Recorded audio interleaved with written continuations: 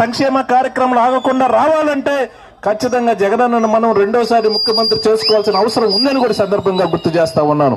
ఎందుకంటే పల్నాడు అంటేనే ఒక బ్రాండ్, పల్నాడు అంటేనే ఒక పౌరుషం.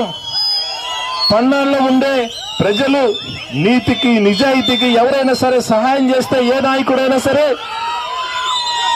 పల్నాడు గడ్డ మీద పుట్టిన ప్రతి బిడ్డ కూడా సహాయం చేస్తే ఆ సహాయాన్ని కూడా గుండెల్లో పెట్టుకుంటారనేది ఒక నమ్మకం.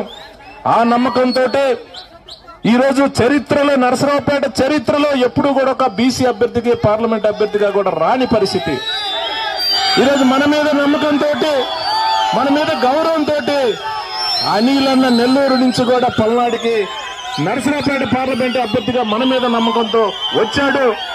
ఆయన నమ్మకాన్ని ఒమ్ము చేయకుండా ఏది ఏమైనా సరే ఖచ్చితంగా మంచి మెజారిటీ తోటి మనం